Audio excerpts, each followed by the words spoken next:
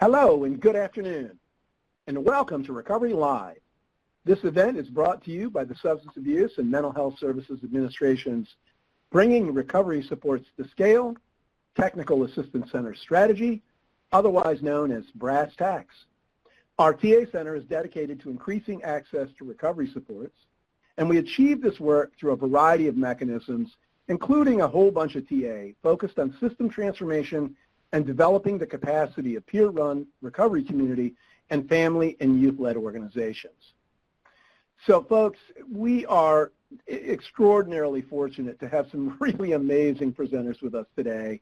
And the three presenters are going to be talking about how to build and sustain peer support services in your organization and how to use some of the toolkits that have been released in the last couple of years that really offer tips and guidance for hiring and integrating peers.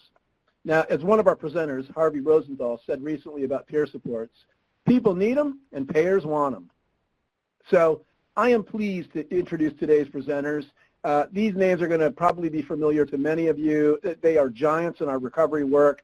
We've got Ijama Achera, who is the president of Achera Consulting, and is a behavioral health consulting firm that helps state and county leaders transform crisis-driven behavioral health systems into effective recovery-oriented systems of care. We have Daryl McGraw on board today. He is the founder and president of Formerly Incorporated, an organization that works with criminal justice-involved individuals in recovery. And Daryl also works at the Center for Social Innovation on the State Targeted Response TA Center, focused on prevention, treatment, and recovery from opioid use disorders. And last but not least, we have Harvey Rosenthal, who is the executive director at the New York Association for Psychiatric Rehabilitation Services, known as NIAPRS, and that is a statewide coalition of people who use and or provide recovery-oriented services and supports around mental health support. I'm going to be turning this over to all of them shortly, but first I need to review just a couple of housekeeping items with everyone on the call. Recovery Live events are different from usual webinars. You will engage directly with our presenters and each other through the live chat box, and you'll be answering several audience poll questions. The presenters are going to share some of their initial thoughts, and then are going to answer questions that you raised during this event. So you're going to see a lot of movement in the room, and we hope you will find that energizing and exciting. You can share your questions and comments throughout this event. Audience members are in listen-only mode, but can submit questions by typing them into the questions and comment box. Now, if you experience any technical difficulties, please request assistance in that same box. We've got tech support staff standing by. They view these comments, and they'll respond really quickly to your needs. We also have several resources to this topic available for download from our resources box. That box is going to appear a little later on in the screen. And when it appears, to download a file, highlight the name of the document. A download button is going to light up in that box. Click that button, and the document will automatically be sent to your computer. Often, our audience members share links to their own favorite resources in the chat box. This event is being recorded, and the recording link will be shared with all registrants after the event. You'll be able to review the chat and rewatch the presenters using that link, and you'll be able to find those resources that people have listed. Today's session is going to last approximately 1 hour. If, as you are listening to this content, you feel your organization may need technical assistance around this or any other topic, please copy the link for our online TA request form from the instructions box. And as people were arriving today, we posted a poll question for you all to answer. I'm going to take a quick look at that and see what we've got in the room today with us. So we've got about, it looks about almost 50%. We've got 42% of people in recovery. We've got about 16% of the folks in here are identifying as recovery coaches. Another 31% is, it looks like peer specialists. And then we've got a small number of peer-run organizational staff. Sorry, I'm having a little bit of trouble reading the poll because it's kind of condensed on my travel laptop here. So bear with me 1 second.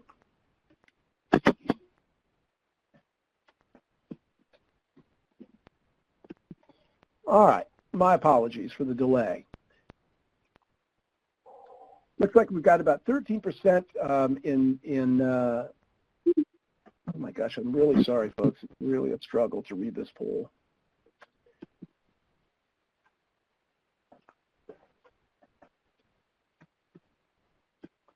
I can do it if you want. Clinicians at 11%, staff supervisors around 15%, and it's nice to see the program directors on this this event. There's about 25% of them. Looks like about 24 people. We have some funders on the call, and we definitely have some policymakers on the call. There's a couple of people who are just listing themselves as other, and it's great to see the wide diversity of folks who are in the room with us all today. And I apologize for the delay on the poll, and we'll fix that as we move forward. So the style of today's event is dependent on this type of participation from you.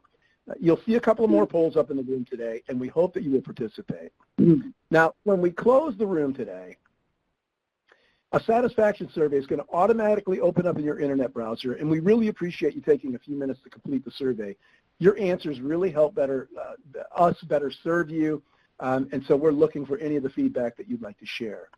Now, I'd like to start us off by sharing some words of wisdom from Dr. Arthur Evans and the authors of the Peer Support Toolkit, which was published in 2017 as a result of several years of work transforming systems in Philadelphia. The past decade has taught us that peer staff must be more than merely present in an organization. In order to maximize their impact, they must become a fully integrated part of the service team and play an integral role in service planning and delivery, as well as in organizational leadership. And with that, let us get started. And I'm going to turn this over to Daryl McGraw. Daryl, please take it away.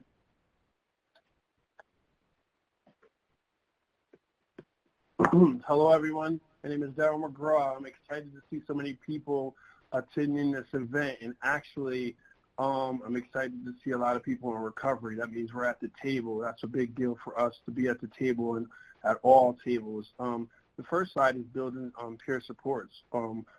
More and more behavioral health organizations are starting to add peer support services. As we see as this movement, I like to say this isn't a moment, I like to say this is a movement for us in the recovery world, and for us as peers and people with lived experience, it's a movement for us to just keep moving forward. So organizations are starting to identify the value of having people with lived experience at the table in all forms and in executive roles as well. Peer support services, and with good reason, people to have that liked experiences. And many of you understand what I'm saying, like the value that you bring to the table, that we all bring to the table. It's nice to see that organizations are starting to see that this lived experience is a value tool in organizations. With that being said, next slide.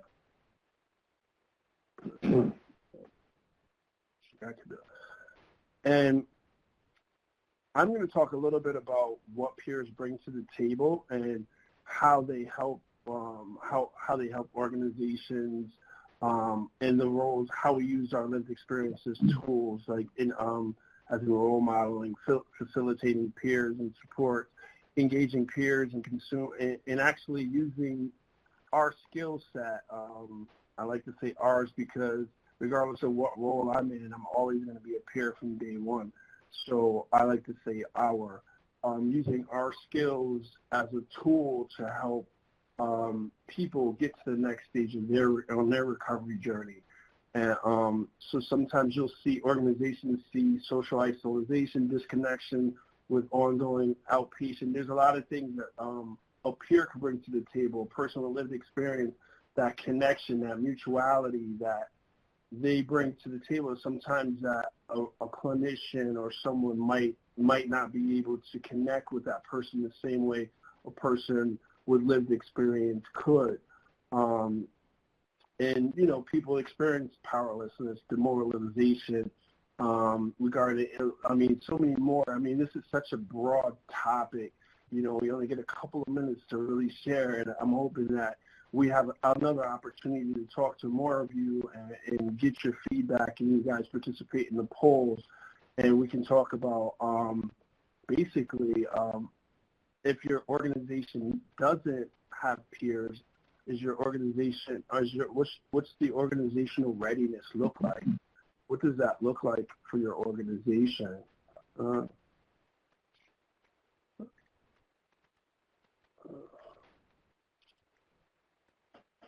Little technical difficulties here. You want to move the slide? Yep. So preparing your organization for integration prior to hiring.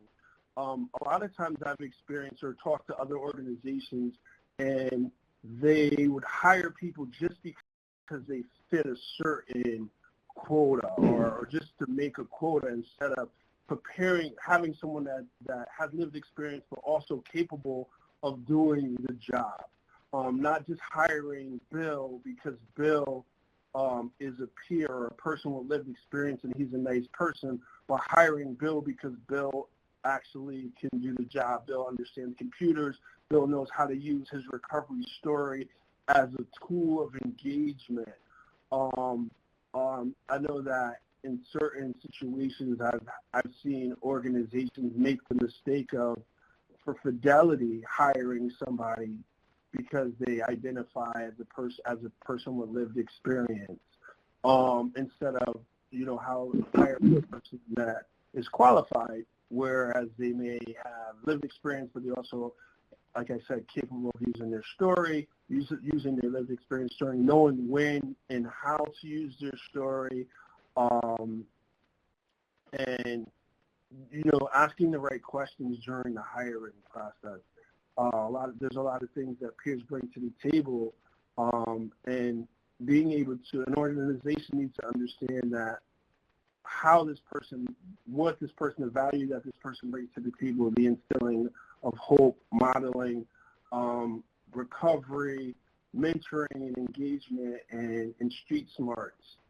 The street smarts is one of the valued qualities that we share, that we have. There's a lot of things that we've been through in life that they don't teach in books, that we actually are able to deliver to and utilize in day-to-day services, providing services for people.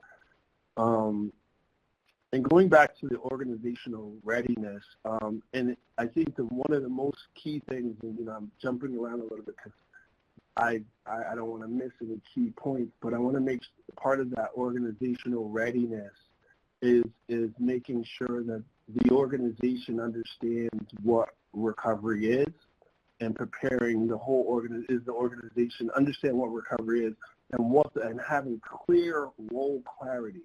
Like, not just saying we're going to hire peers, but have, as in any other position within the organization, to make sure that this person, there's a clear cutout role for what that individual is supposed to do. You don't just hire peers, but saying this person is going to work as no different than the mail clerk is going to do the mail, and this is what his role, and this is what his expectation of.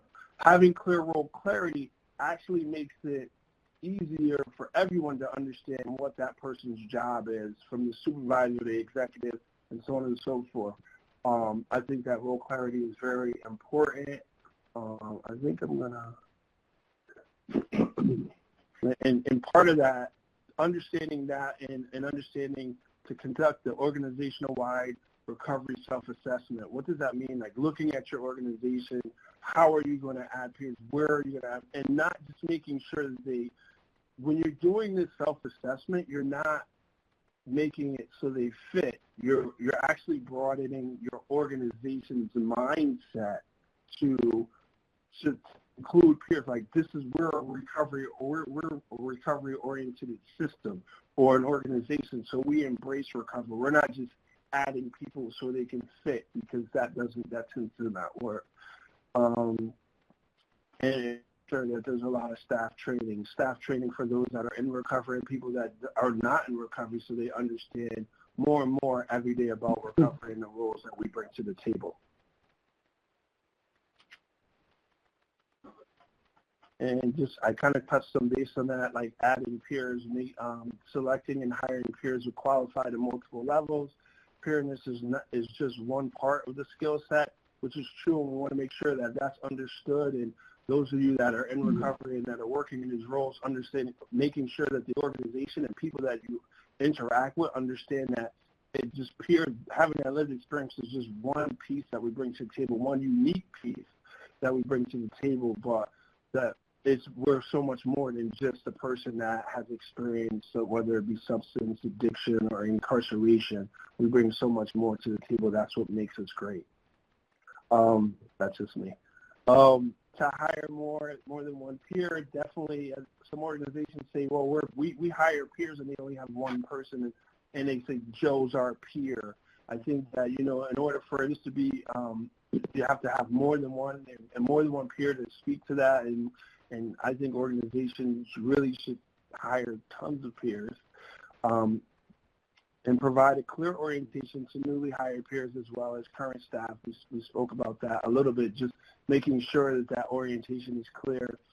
And for the people that are in recovery, but also people that are new to staff, because there's sometimes staff are new people or staff that have been around a while don't really understand the role of peers, and sometimes people get fearful when we're talking about inviting peers or having people with lived experience to the table, including a small community of peers within the organization, as well as encouraging self-care. Self-care is probably one of the most important pieces of having any job, but peer work as well as having self-care.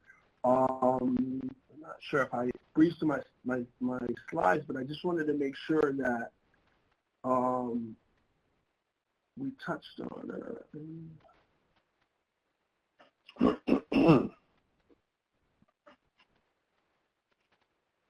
and just understanding that some of the challenges organizations need to be aware of, that there are some challenges that they may go through, or barriers that they would go through, because when you consider hiring peers, you may run into people who have background issues, criminal justice background issues, and how is your organization going to deal with that? There might be some policy changes that might have to take place in order to hire people with lived experience, and understanding that and educating, and part of that training is educating HR staff on, hey, this person might come through the door with the background and so on and so forth, but that's kind of why we're hiring you, because of their lived experience, and explaining how. So that's part of the agency culture that may have to change as well. And thank you, Darren. Yep. Thank you. Gerald, that was fantastic. Thank you, my friend. Sure. Thank you for that. And I'm going to go to Stephen. That's perfect, Daryl.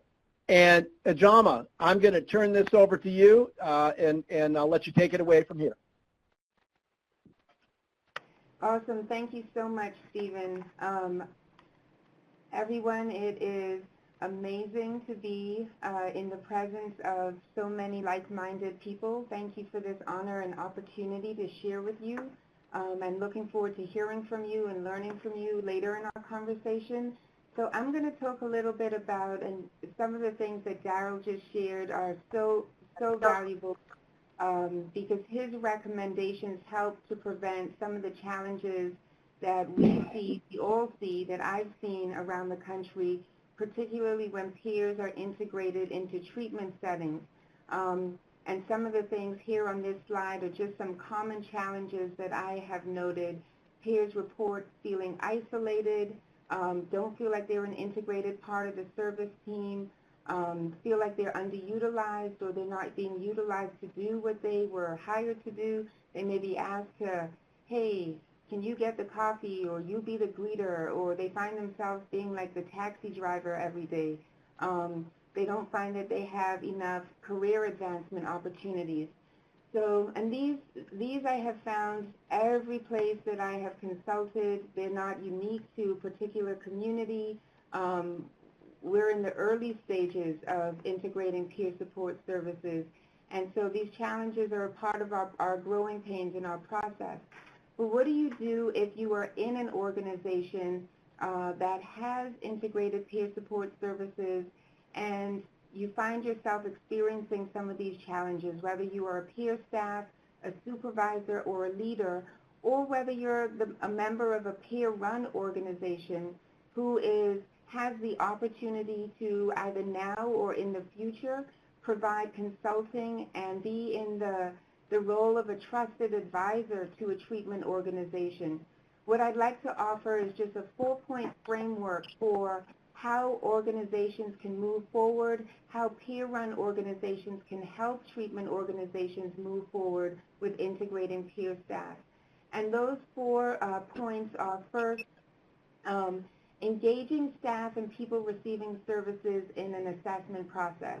So many times I've asked, for instance, agency leaders, like celebrating with them, you have peers, how's that going? And they say, oh, it's going great.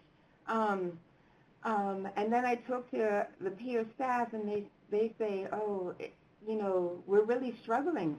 We're not having the impact, we're not happy, we don't feel valued. Recently I talked with an organization, I was doing a consult and they said, oh, we think that the problem with our peer specialist is that she hasn't been in the workforce for a long time and she's having difficulty reintegrating. When I talked with the staff member, the peer, she said, I'm having difficulty integrating because they're keeping me out of key staff meetings. I'm not invited to be a part of the table. I don't feel included. So it's really important to start with getting an assessment that involves hearing from everybody's perspective about what the challenges are. Then bringing that information back and developing a shared vision for the future together. What do we as an organization or the organization, the team feel like peers could be doing, should be doing? How could they be maximized? What could be different? And then once that vision is articulated, making sure that all staff, not just peer staff, but supervisors, clinical directors, everybody has the necessary support to be effective in the context of that vision. And then making sure, I think this is so important, that the organizational context is really aligned to set people up for success, set you all up for success. So let's talk about what this looks like in action, just in terms of a real-life challenge that I come across often. The challenge is this us versus them dynamic. I heard this last week in consulting with the system when I asked them, how were things going? And this is a system that is one of the first in the nation around integrating peer support services. And they said, we're still struggling with this us versus them dynamic, and it's limiting collaboration and effectiveness. So if we were to apply that framework, what would that look like to help this organization move along? First, looking at doing an assessment, having an honest dialogue about how things are going. And you could use a number of things to help with that. One thing could be just asking people, what's going well, what are we doing well, where do we have challenges, but always wanting to start with a strength-based perspective. You can use focus groups, staff meetings, you could use a survey. One of the things that I find is that sometimes people are reluctant to share how they really feel because they're afraid of retribution. So making sure that when you ask those questions, you could even say, hey, I was on a brass tacks webinar and they said some frequent challenges are X, Y, and Z, so that people don't feel put out. But bringing those challenges into an honest dialogue. Then if we were to think about re-envisioning the future together, asking questions like, if we were collaborating well within our agency, what would it look like? What opportunities exist for us to maximize our collaboration? And then as Darryl said, in this instance, because there's this us versus them dynamic, making sure that job descriptions are clear, there's role clarity, and using opportunities like shadowing and training staff together. So cross-training, shadowing, peer shadow, clinicians shadow peers, so there's greater understanding for what people do and the value that they bring. And then making sure that there is sustained culture change. Again, this is so important. You could do all the focus groups and staff meetings you want, but if the operational context if it's not built into the day-to-day operations, then things aren't going to change. So, for instance, a peer specialist told me she worked at a hospital, kind of in a bridger program, and she was supposed to be helping people who were transitioning out of a psych hospital into the community. And she said that sometimes she shows up and the person that she's supposed to be supporting with transitioning into the community has already been discharged. And she didn't even know about it. So a way that organization could build it into the infrastructure was making sure that peer specialists are a part of discharge planning processes, are a part of the team. They're not an add-on at the end. So when we think about just this framework, it's really assess, envision together, provide the support to everyone, and then look at how the organizational context needs to be changed to set everyone up for success. And then finally, last point, there's so many opportunities for us to, each of us, to take what we do from good to great. And as you look at whether you're in an organization that's currently integrating peer support services and you say, hey, things are going well, looking at ways to make things even better. Number one, continually engage people receiving services in broadening the menu. So even though your job description may have said, hey, we're going to do these 4 things, finding out from folks, how can we expand that, enhance that, what else do you need? Second, also looking for opportunities to make sure we don't get locked into just providing short-term peer support where it's crisis-oriented, resource coordination, but that we are strategically providing longer-term peer support that really helps people transition and build a life into their community. And that's a different set of strategies and skills.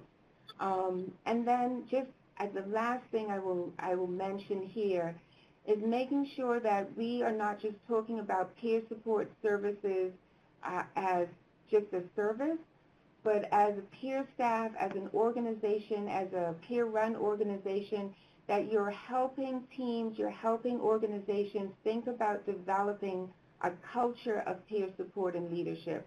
So it's not just a service, but that the whole culture of the organization values peer support, gives people in recovery opportunities for leadership, to inform policy, to inform agency direction, to inform the menu of services.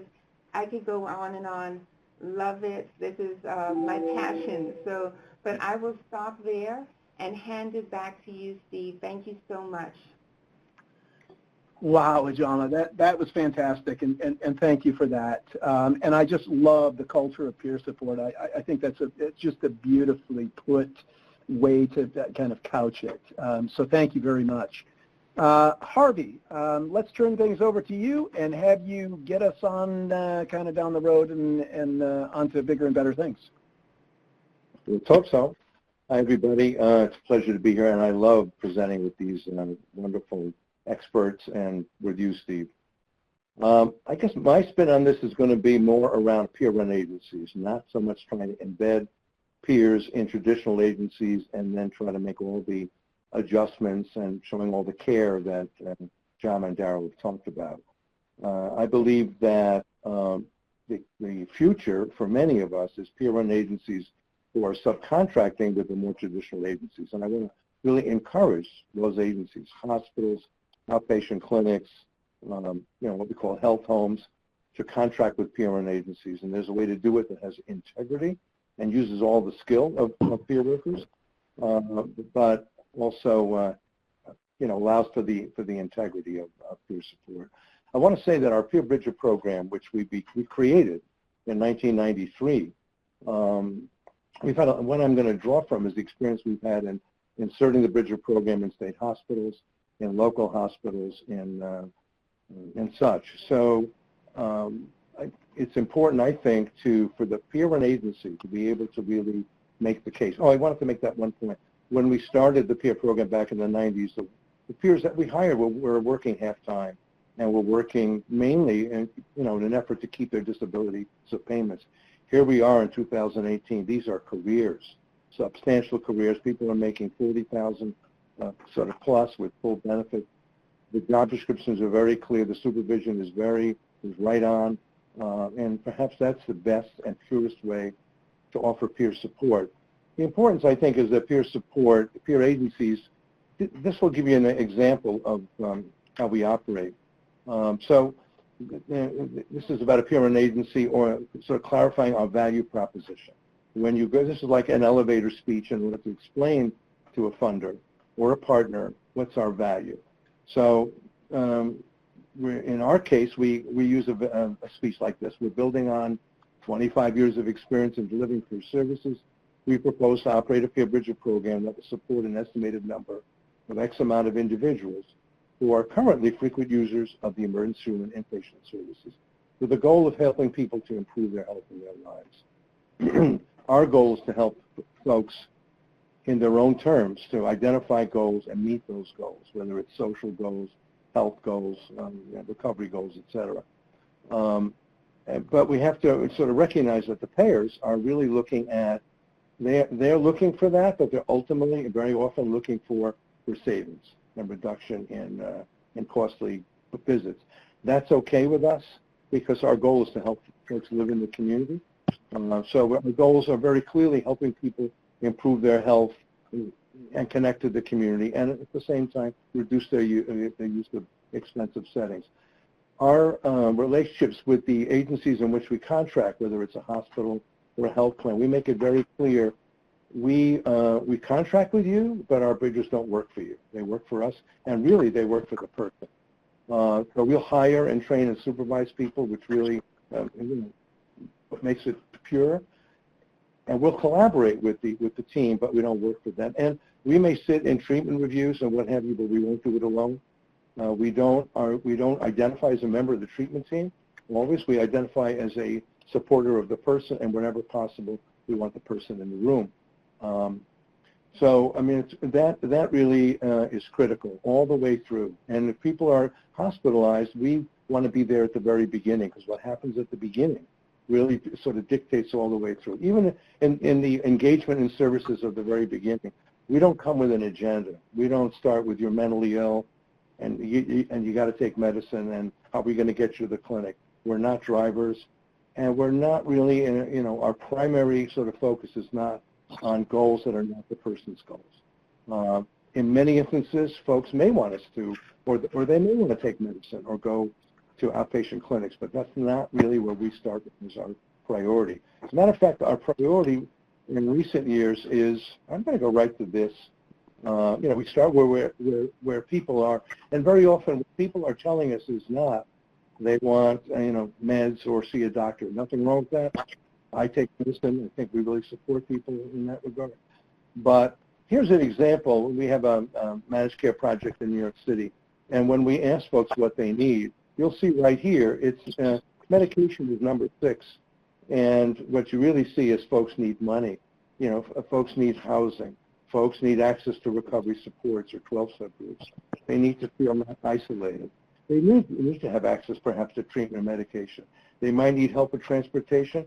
They may need help with a transportation card, for example. Phone contact is critical. Very often people fall out of contact, and then we have to start looking for people. So we buy people cell phones, and we put minutes on the phones. People want clothing, they want food or legal assistance, and certainly they want hope, example, and empathy. But the point I'm trying to make is we're there to serve the person. We're there to start where the person is. Very often, a lot of the people we work with are in the street, and they're going in and out of hospital and emergency room.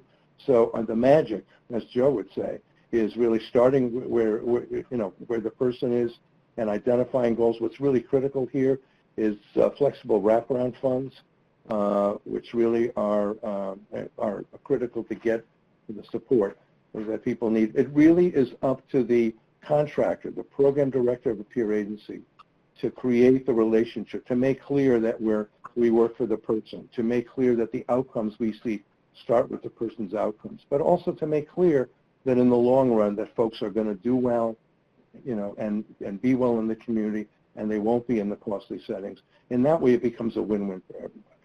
So I'm going to pass it on, because I'm mindful of the time, to the next speaker. Fantastic, Harvey. And man, that was a lot of really great information. I'm grateful for all three of you today. And we're about to jump into some Q&A. And I just want to let everybody know, I apologize, I'm unable to join on camera live today. You have my headshot up there. I happen to be at a conference in Georgia today, and the Recovery Live event is a really important event for me, and I certainly like to be here with everybody as well. So apologies for the small glitches that we have, and we'll jump into some Q&A right now. And I'm going to pose this to all three of you as presenters. Here's a question around a dual role with an agency. This individual states that they're a peer at times, and then they do clinical assessments, some case notes, treatment plans, and this individual feels the focus should be on peer recovery services. And they're asking, am I wrong to feel that way? Thoughts?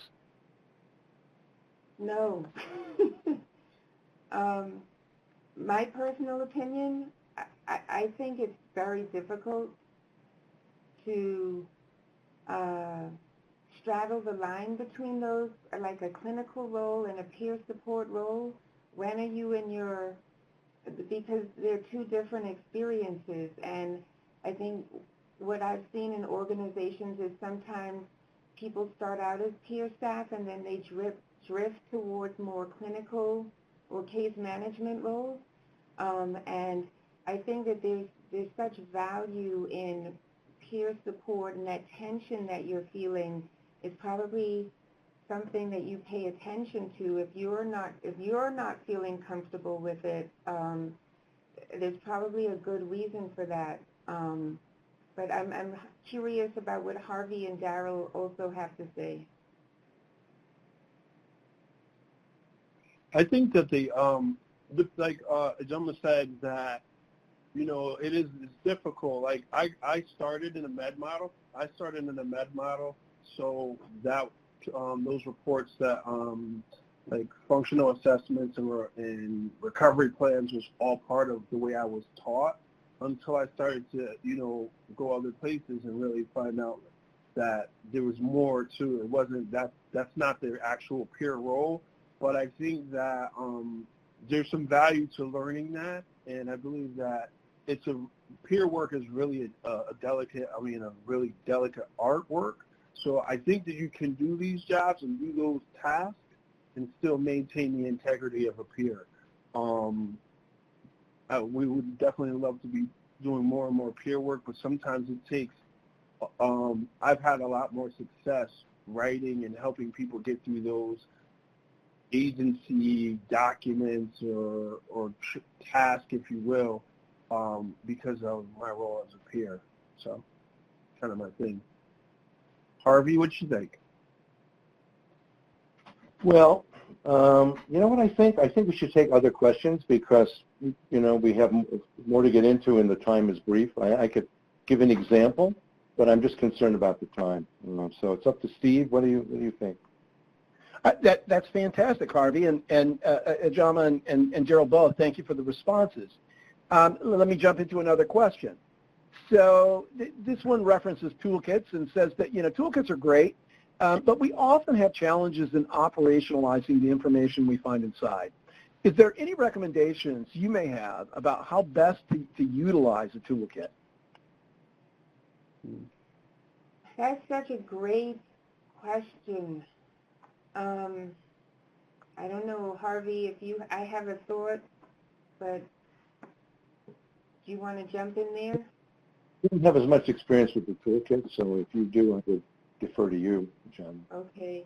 So I think about toolkits as a resource, a starting place, and to help get conversations going, to help get dialogue going, not as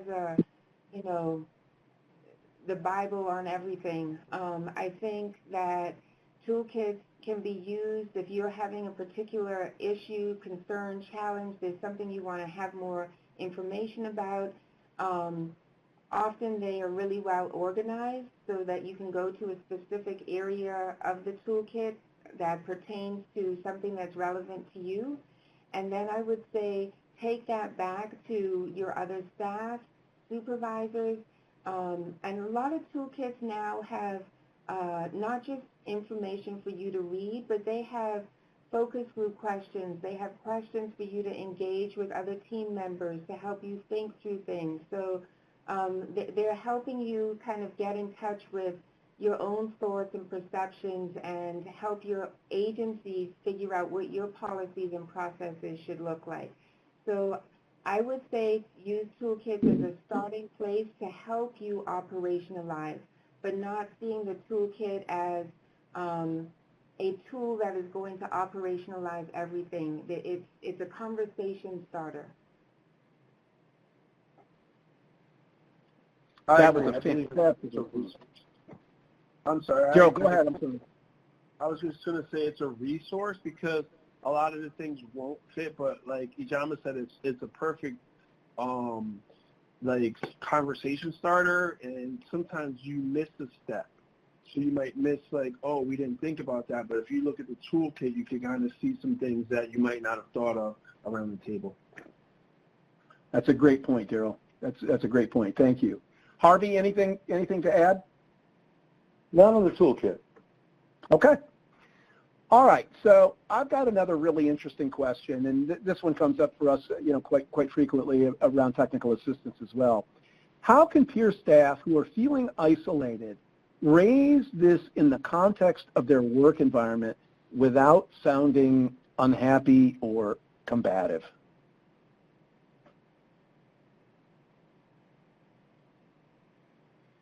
Great question.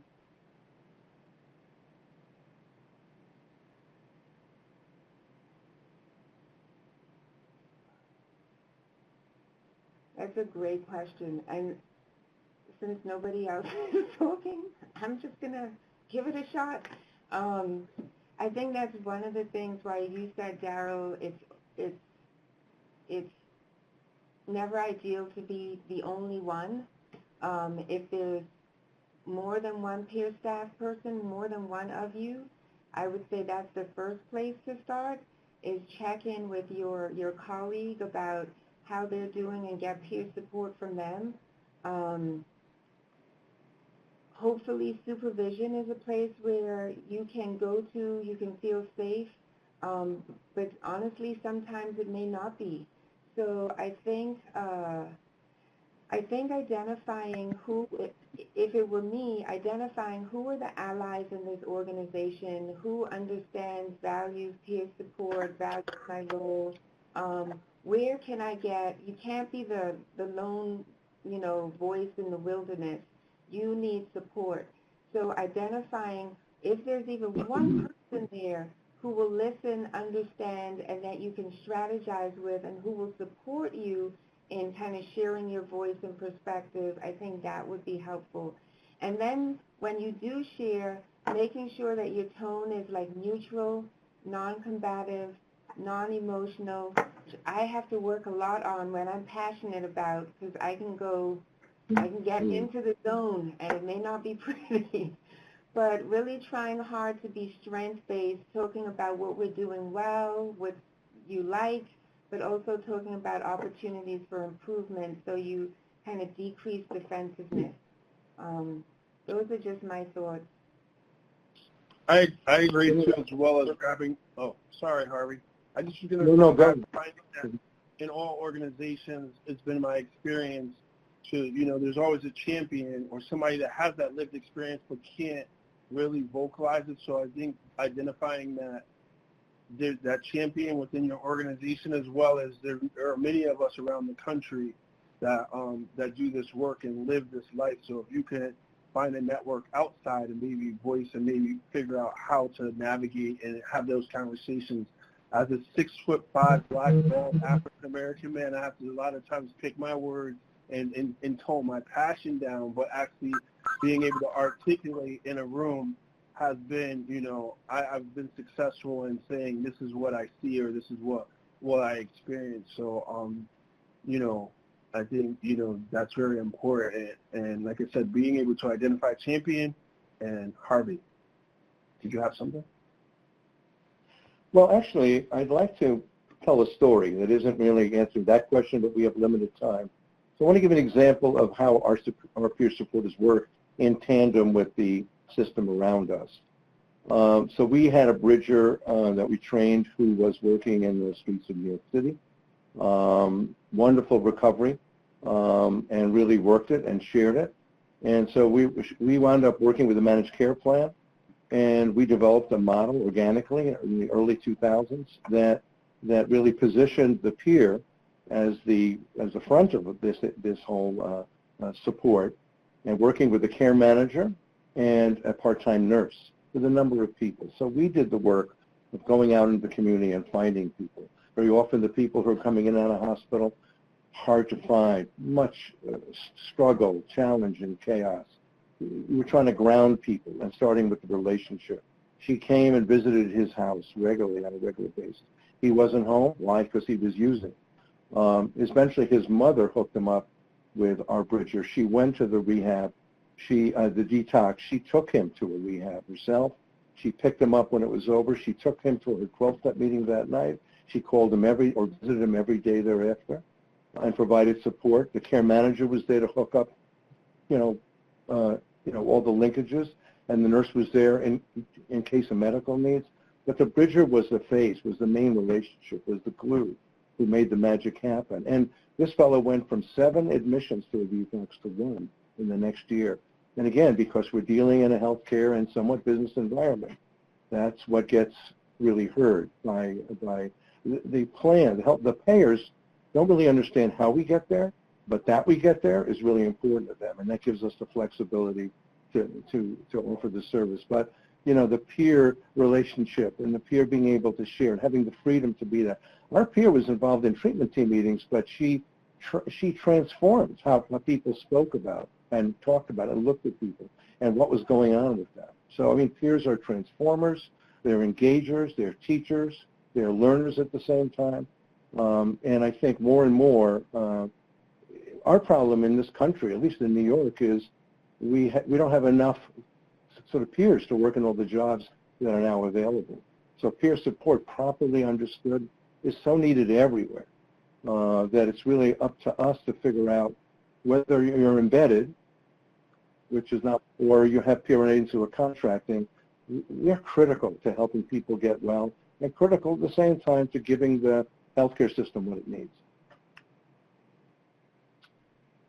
Harvey, thank you, and Ajama and Daryl, thank you all three for those responses. I know that was a challenging question, and I think this is a good segue based on Harvey's point about the need for more peers. And Daryl, you touched on this a little bit earlier, but it relates to passing background checks, and as a lot of individuals in recovery may have criminal histories or issues in their background around that, something that an HR person may flag and find unsuitable for employment. And I'm wondering, is there, do we have any recommendations about how a person or an organization or a provider may want to examine the HR policies around their background checks and in order to incorporate more peers who actually have, with that piece of lived experience, a critical component of lived experience for many of us who are still out there in the streets. Thoughts? In New York, we have a justice center. We have a state agency that vets folks to work with other, people in recovery to work with the folks that are serving. Criminal justice sort of background is an issue, but it doesn't always prohibit a person from being hired. Therefore, the state is saying it's your call. It looks like this person hasn't been engaged in the criminal justice system for a while. Then it is the job of the peer and the peer supervisor and the HR department to decide that they want to hire this person. We certainly work very closely with people in recovery, but some of the people we've hired, frankly, I would say 20 years ago, were involved in a murder or were involved in serious drug use. We know that people can come back and have so much to give. So I think in our state, again, they go through a vetted sort of system by the state, and then the agencies will decide. But the bridgers that have that kind of background are, you want your bridger to look and be like the people they're working with. as much as possible. So the results they get are just amazing. The ability to engage people. Engagement is the key to everything. So to be able to make that relationship based on that shared history is critical. That was great, Harvey. Yeah. I lost. Go ahead. I was just going to say I agree with everything that Harvey just said, and I know sometimes the regulation is set at the state level, but oftentimes there's an opportunity for organizations to kind of appeal or get a waiver or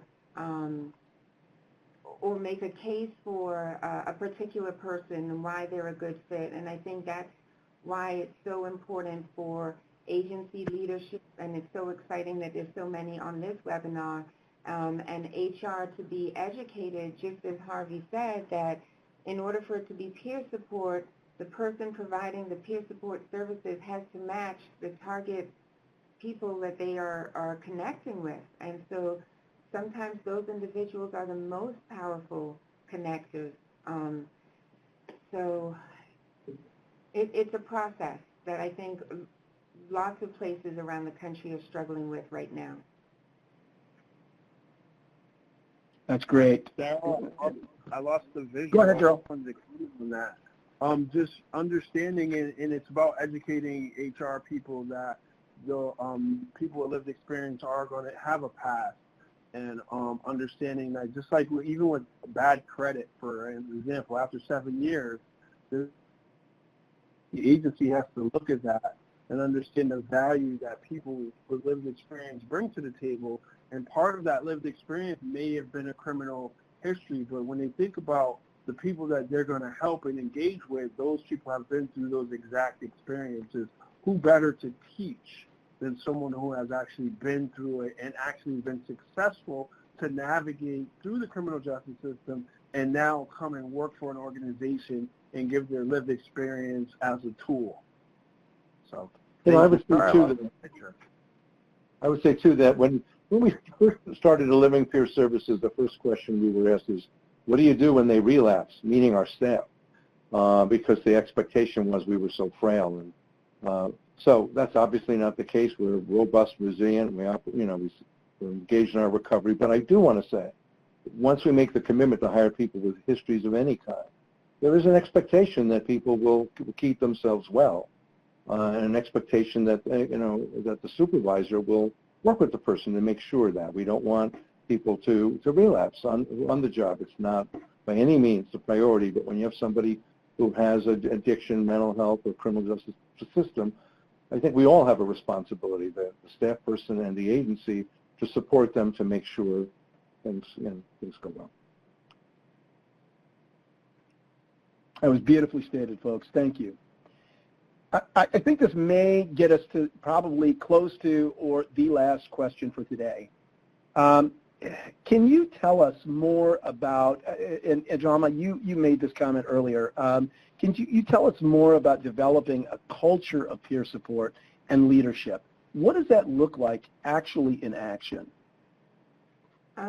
Absolutely. I think it's so important for not just peer support services to be added to agencies, organizations, systems, but that there be a culture of peer support and a culture of peer leadership that's infused throughout our service systems, our communities. And if we're thinking about treatment providers, obviously peer-run organizations are the embodiment of that culture of peer support and leadership.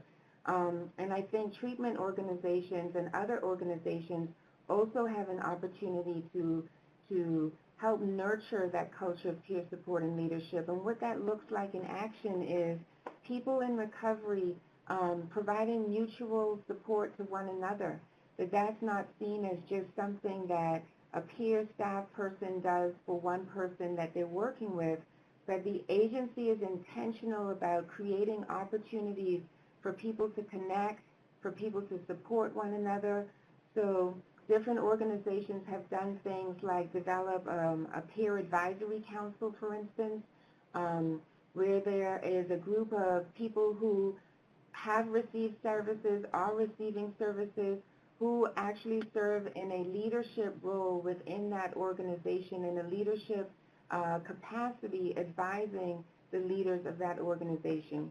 And many times when we've talked about with organizations about starting this, their assumption is that they have to get people who, you know, maybe were in treatment once but are no longer in treatment, or graduated, or are far along in their recovery, whatever that means. But no, the person could have gotten there last week. And it is, everybody has something to give. It is creating opportunities for people to have a sense of belonging, a sense of meaning, a sense of purpose, a sense of connection, and creating opportunities for people to be empowered. And if we within the behavioral health field can't do that within our service settings, how do we expect community context to do that? So I think we're the ones who lead the way. We're the ones who set the standard, and that we don't just say to people, create a meaningful life in your community. We give them opportunities to create that meaningful life, starting with opportunities that we provide for connection with one another. And so there's a whole bunch of ways that that can be done. But what I love is bringing together people who are receiving services right now, who have received services, peer specialists, recovery coaches, and saying, what would this mean for you? What would this look like? Having them create what that culture of peer support and leadership looks like. So I think putting it in their hands and not having it run by or dictated by the leadership in the agency is the first step to moving in that direction.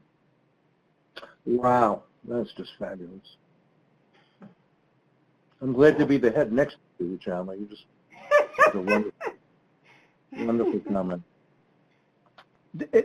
Jama, that was just really spectacular, and it you know, it resonated as a peer myself. It just resonated so strongly. And Harvey, it looks like you are just you don't have an additional comment on that. What about you, Daryl? Anything to add to support? No, I think, I mean, come on, Ijama killed it. She does really well, like, so I don't want to mess that up. But I mean, it is important to understand, like, you know, going into, I mean, from having experience being a peer on an executive team, we bring a lot to the table because there's so much myth that, you know, when we're sitting in these rooms and decisions are being made, especially about other organizations and budgets and so on and so forth, sometimes we have to bring the reality back to the room that this is how this thing is going to affect people. So I think that just once again, if we haven't said it enough today in this webinar about the value that people with lived experience bring to the table from all levels, whether it be a recovery support staff or someone that sits in an executive seat with a lived experience, the value of that lived experience is so important to any organization. I think Harvey said it the best. Everyone, no matter what business you have, you need to be bringing it. And people with lived experience or that are operating in peer roles are everywhere. But I think that we need to be really making sure that they are in these organizations that deliver services to people that are struggling. So I agree with everything that said. I would just say that if we're anything, we're transformers. We help people transform their lives. We transform the systems. So for me, we have a culture of peer support in the agency, the peer agency.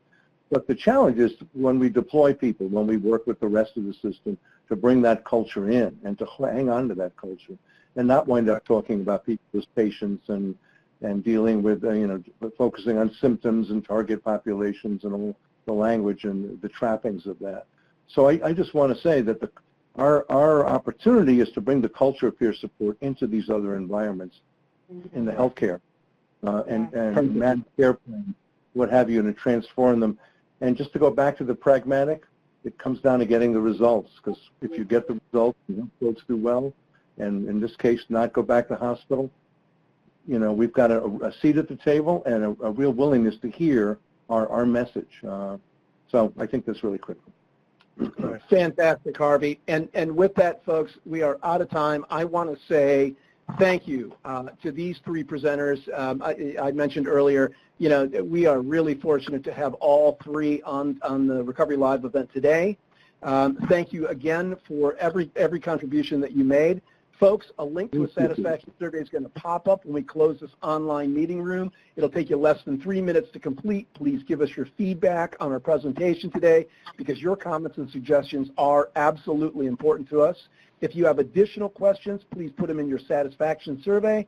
And also, if you've heard anything on today's conversation that makes you think you'd like some technical assistance, check it out on Brass Tacks. Submit a technical assistance request online anytime.